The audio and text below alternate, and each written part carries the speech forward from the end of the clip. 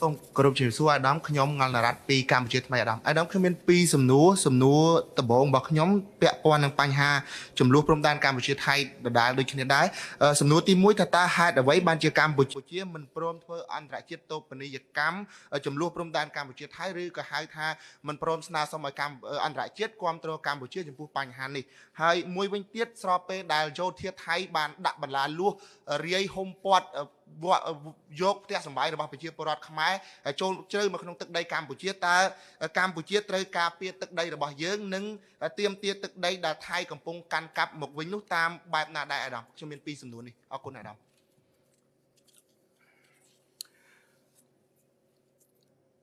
តើតើនឹងការចោទថាហេតុអ្វីមិនកម្ពុជាមិនធ្វើអន្តរជាតិនុបនីយកម្មនៃបញ្ហាទាំងអស់គ្នាគួរយល់ដឹងអត្ថន័យច្បាស់លាស់របស់ពាក្យនីមួយអន្តរជាតិទុបនីយកម្មបានន័យថាធ្វើឲ្យសំណុំរឿងមួយคล้ายជាបញ្ហាអន្តរជាតិត្រង់នេះដោយខ្ញុំលើកឡើងរួចហើយថានៅក្នុងដំណោះស្រាយចំនួនព្រំដែនកម្ពុជាថៃមានតាំងពីដើមទីមកការជួយសម្របសម្រួលរបស់អាស៊ានការជួយសម្របសម្រួលពីអាមេរិកការជួយសម្របសម្រួលពីសំណាក់ចិនហេតុដែលមានអាស៊ានចូលរួមហេតុដែលមានអាមេរិកចូលរួមហេតុដែលមានចិនចូលរួមអានោះបានន័យថាបញ្ហាកម្ពុជាលែងជាបញ្ហាទ្វេភាគីហើយវាជាបញ្ហាអន្តរជាតិច្បាស់ក្រឡែតប្រកែកមិនបានរាសំណួរទី2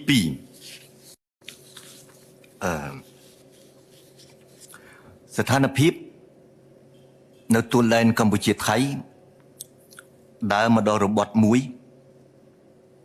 ដែលទាមទារឲ្យកម្ពុជាយើងនឹង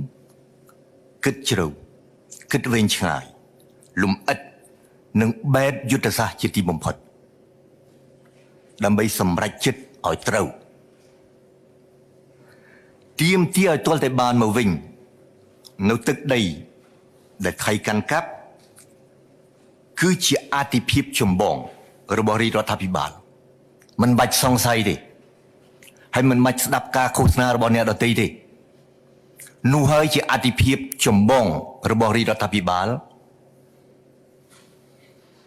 តើត្រូវឬគួរទាមទារបែបណាចម្លើយស្រួលទេគ្រប់មធ្យោបាយទាំងអស់ដែលរាជរដ្ឋាភិបាលកម្ពុជាអាចធ្វើទៅបានប៉ុន្តែដោយត្រូវគិតនិងថ្លឹងថ្លែងគ្រប់ពេលវេលានិងបែបលំអិតជាទីបំផុតថាតើទង្វើនេះឬទង្វើនោះសេចក្តីសម្រេចចិត្តនេះនិងសេចក្តីសម្រេចចិត្តនោះការដោះស្រាយរបៀបនេះនិងការដោះស្រាយរបៀបនោះពិតជានាំមកនៅចំណេញច្រើនជាងការខាត់បងដែរឬទេសម្រាប់ផលប្រយោជន៍របស់ប្រទេសជាតិទន្ទឹមនេះហើយយើងបញ្ចប់ត្រឹមនេះ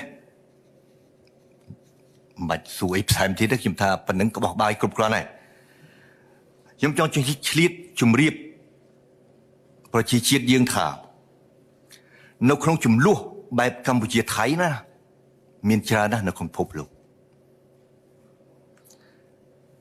ប្រវត្តិសាស្ត្រពិភពលោកស្ដែងឲ្យឃើញថាអ្នកខ្លាំងផ្នែកយោធាមិនមែនចេះតែឈ្នះរហូតទេឧទាហរណ៍ជាក់ស្ដែងគឺករណីទីម៉ូឡេស្តេនិងឥណ្ឌូនេស៊ីសម្រាប់បាននៅឆ្នាំ2002ឧទាហរណ៍មួយទៀតគឺករណីប៉ាណាម៉ានិងសហរដ្ឋអាមេរិកសម្រាប់បាននៅឆ្នាំ1999ករណីទីម៉ូឡេស្តេករណីប៉ាណាម៉ាស្ដែងឲ្យឃើញថាពេលវេលាកលៈទេសៈប្រវត្តិសាស្ត្រការប្រើច្បាប់និងការទូតព្រមទាំងជាពិសេសការចងចាំឥតភ្លេចការចងចាំតជំនាន់សុទ្ធសឹងជាកត្តាកំណត់នៃជ័យជំនះ រយៈកាលវែងរបស់ប្រទេសខ្សោយរបស់ប្រទេសខ្សោយជាងទៅលើប្រទេសខ្លាំងជាងបាទសូមអរគុណ